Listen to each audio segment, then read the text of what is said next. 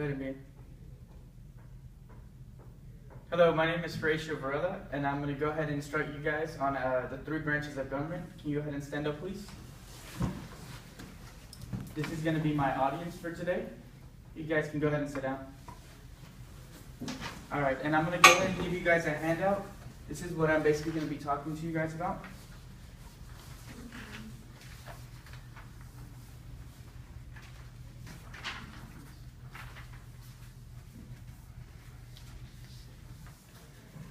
All right. Basically, the 3 branches of government start with the Constitution. The guy you have in front of you, he's the president. He's the one that's in the executive department, the executive branch. And I'm going to go ahead and start talking to you guys about the Constitution since it makes up the 3 branches of government. Okay, basically that's where they originated. It has the preamble on there, and it was basically written in 1787. And it is the main law of the United States. And it has the first 10 amendments, which those are the ones we all follow by, and they have not changed since the Constitution was made. Let's see, the 3 branches are the legislative, the executive, and the judicial branch. The legislative branch is the one I'm basically going to talk to you guys about first. Those are the ones that the most people have.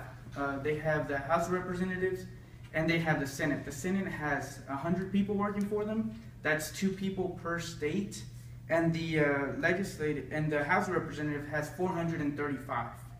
Those are all basically it's from the population of each state. The more people in a state, the more House of Representatives they have.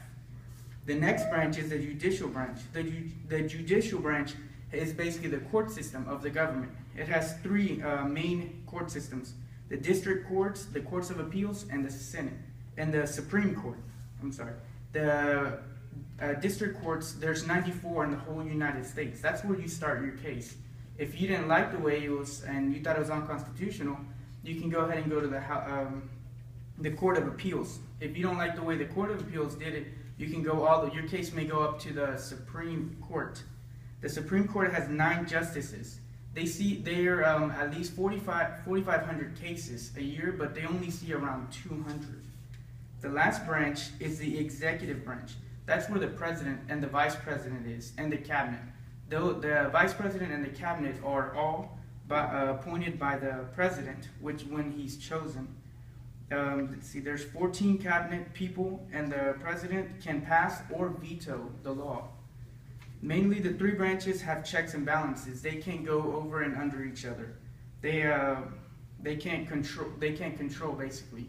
Even though the president has the majority power, but he can also be impeached and get turned down by the other 2 branches if they're not doing their job. Basically, this concludes my presentation.